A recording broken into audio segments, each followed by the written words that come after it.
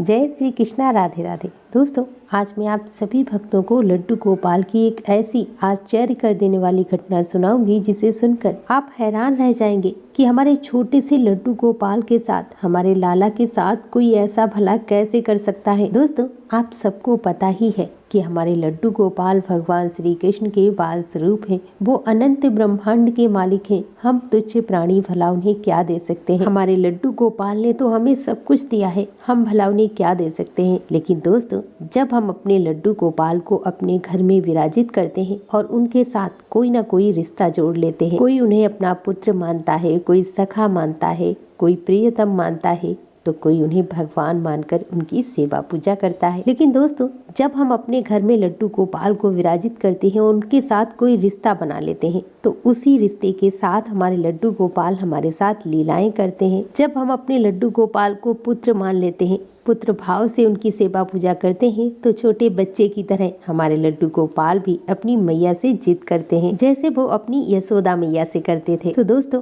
आज मैं आप सभी भक्तों को लड्डू गोपाल की बहुत ही सुंदर सी अद्भुत लीला कथा सुनाऊंगी, जिसे सुनकर आपको यह विश्वास हो जाएगा कि सच में हमारे ठाकुर जी हमारी सेवा पूजा को स्वीकार करते हैं। आपको यह विश्वास हो जाएगा कि जो भी रिश्ता हमने अपने लड्डू गोपाल के साथ बनाया है, अपने लाला के साथ बनाया है, हम उस रिश्ते को एक पल के लिए चाहे भूल भी जाएं, लेकिन हमारे लड्डू गोपाल, हमारे कान्हा उस रिश्ते को कभी नहीं भूलते और वो हमें अपना रिश्ता बार बार याद दिलाते हैं। तो दोस्तों, आज की लीला कथा है महाराष्ट्र में रहने वाली डिम्पल जी की। डिम्पल जी हमसे कहती हैं कि मैं लड्डू गोपाल की सेवा करीब 10 वर्षों से कर रही हूँ। हमारे घर में लड्डू गोपाल विराजित है, जिनकी सेवा मैं बड़े प्रेम भाव से करती हूँ। डिम्पल जी बताती हैं कि मेरे ससुराल में मेरे सास ससुर, मेरे हस्बैंड और मेरे 2 बच्चे और मेरी एक ननद है। लगभग 4 वर्ष पहले मेरी ननद की शादी हो गई है। डिम्पल जी बताती हैं कि मैं लगभग 10 वर्ष पहले वृंदावन धाम ठाकुर जी के दर्शन के लिए गई थी, लेकिन मैंने यह कभी नहीं सोचा था कि मैं अपने घर पे लड्डू गोपाल को विराजित करूंगी। जब मैं वृंदावन धाम गई, ठाकुर जी के दर्शन किए।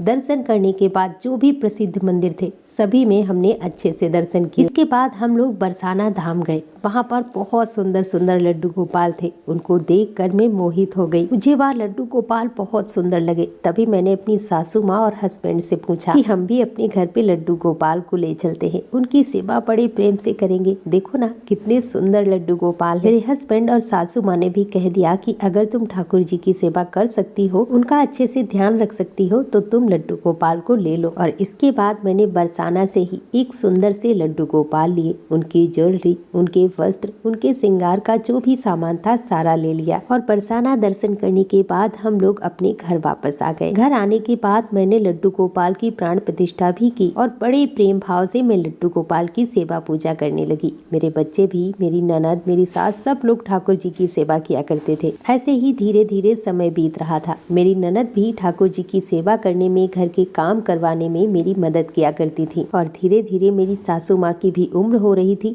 वो अच्छे से उठ बैठ नहीं पाती थी। जब मेरी ननद की शादी हो गई, इसके बाद मुझ पर जिम्मेदारियां और बढ़ गईं। सारे घर के काम मैं अकेले ही करती थी। मेरे सास ससुर की सेवा करना, हस्बैंड को टिफिन देना, बच्चों को टिफिन देना, मुझ पर जिम्मेदारियां बढ़ती ही जा रही थी। अब मुझे अपने लिए बिल्कुल भी वक्त नहीं मिलता था। जो भी समय मिलता उसमें मैं ठाकुर जी की सेवा किया करती थी। डिम्पल जी बताती हैं कि मेरे हस्बैंड और मेरे बच्चे, मेरे सास ससुर सब लोग तामसिक भोजन करते थे, लहसुन प्याज खाते थे। जब तक मेरी ननद की शादी नहीं हुई तब तक मैं लड्डू गोपाल के लिए अलग से भोग बनाती थी। लेकिन मेरी ननद की शादी हो जाने के बाद मुझे अलग से खाना बनाना थोड़ा मुश्किल होने लगा और इसीलिए मैं कभी कभी उन्हें ड्राई फ्रूट्स, फल या फिर मीठी पूड़ी, हलवा और माखन मिश्री का भोग लगा देती, या फिर जो भी नाश्ता में बिना लहसुन प्याज का बनाती उसको मैं अपने ठाकुर जी को भोग लगा देती थी। घर में काम की व्यस्तता की वजह से मैं लड्डू गोपाल को अन्न का भोग नहीं लगा पाती थी। डिम्पल जी बताती हैं कि ऐसे ही एक दिन मैं अपने बच्चों के लिए टिफिन में मैगी बना रही थी और मैगी बनाते ही मेरे दिमाग में आया कि इसमें तो हमने लहसुन प्याज नहीं डाला है, तो हम इसका भी ठाकुर जी को भोग लगा सकते हैं। और उस दिन पता नहीं क्या हुआ, मैंने मैगी का भोग ठाकुर जी को लगा दिया। और ऐसे ही 1-2 दिन के बाद मैंने ठाकुर जी को फिर से बर्गर का भोग लगा दिया। अगर मैं घर पे पिज्जा बनाती, मैगी बनाती, चाउमीन बनाती, उसमें मैं प्याज पहले नहीं डालती, ठाकुर जी को भोग लगा देती और उसके बाद मैं उसमें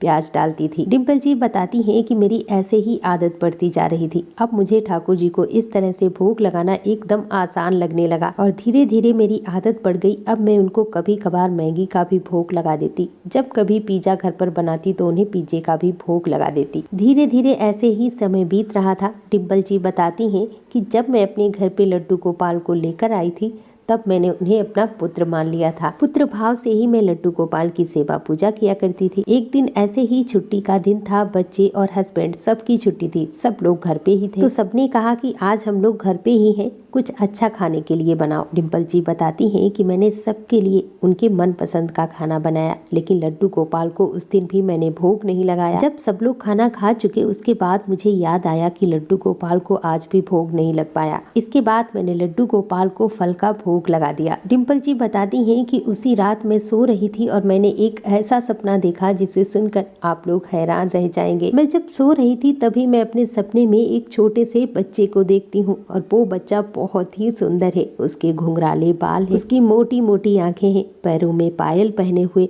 वह छम छम करता हुआ मेरे पास आ रहा है और वो बच्चा मेरे पास आकर अपनी आंखों को मसलते हुए मुझसे कहता है कि मैया तू रोज अपने बच्चों को उनके पसंद का खाना खिलाती है, अच्छे अच्छे पकवान खिलाती है, पर मुझे तो भूखा रखती है। मैया क्या मैं तेरा लाला नहीं हूँ? और तुझे तो पता है ना मैया कि ये सब मैं नहीं खाता हूँ, फिर भी तू मुझे गंदे खाने का भोग लगाती है। मुझे ये सब बिल्कुल भी पसंद नहीं। वो बच्चा अपनी आंखों को मलते हुए, उनकी मोटी मोटी आंखों में आंसू थे और वह मुझसे बस यही कह रहा था कि मैया तू मुझे भूखा रखती है। वो बच्चा इतना सुंदर था कि मैं उसको एक टक देखे जा रही थी और देखते ही देखते उस बच्चे के चेहरे में मुझे मेरे लड्डू गोपाल का चेहरा दिखाई देता है और जैसे ही मैं सपने में उसे छूने की कोशिश करती हूँ वह बच्चा मुझसे दूर भागता है और मैं सपने में ही उस बच्चे को पकड़ने की कोशिश करती हूँ। तभी झटके से मेरी आँख खुल जाती है। डिम्पल जी बताती हैं कि जैसे ही मेरी आँख खुलती है मुझे समझने में जरा भी देर नहीं लगती कि वो कोई और नहीं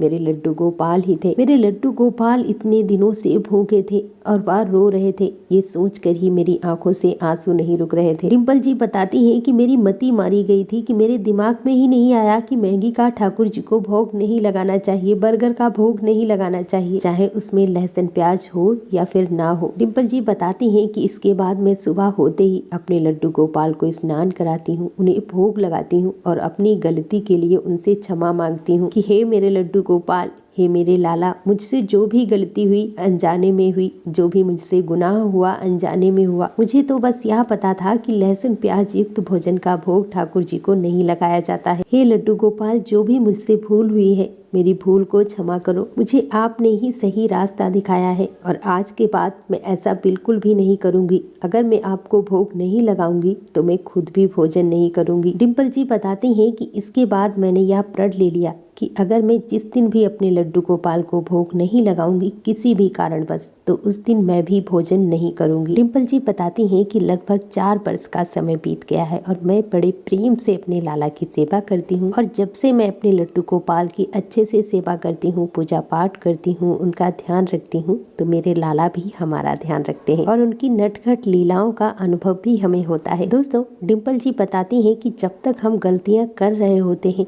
या फिर जब हम गलतियाँ करते हैं उस वक्त हमें यह समझ में नहीं आता है कि यह चीज़ गलत है या ये काम हम गलत कर रहे हैं, लेकिन जब वो गलत काम हो जाता है उसके बाद हमें समझ में आता है कि हाँ, हम ये गलत कर रहे थे। और जब हम ठाकुर जी की शरण में होते हैं, उन्हें अपना सर्वस्व समर्पित कर देते हैं और अगर हम तब भी कोई गलत काम करते हैं तो हमारे ठाकुर जी, हमारे लाला हमें सही रास्ता दिखाते हैं। वो हमें सही मार्ग बताते हैं, अच्छे बुरे की पहचान बताते हैं और मेरे लड्डू गोपाल ने ही मुझे इस चीज का अनुभव कराया है। अब मेरे बच्चे भी बड़े हो गए हैं, इसीलिए ठाकुर जी की सेवा करवाने में, घर के काम करने में मेरे बच्चे मेरी मदद करते हैं। डिम्पल जी, आपका बहुत बहुत धन्यवाद जो इतनी अद्भुत लीला कथा आपने हमारे साथ शेयर की, जिसे मैं अपने चैनल के माध्यम से बाकी सभी भक्तों तक पहुंचा पाई। दोस्तों, अपना प्यार और साथ ऐसे ही बनाए रखना और अगर आपके साथ आपके लड्डू गोपाल ने भी लीलाएं की हैं, चमत्कार किए हैं, उनका अनुभव आपको हुआ है तो आप हमारे साथ अवश्य शेयर करें और मेरे साथ एक बार प्रेम से बोलो, लड्डू गोपाल की जय,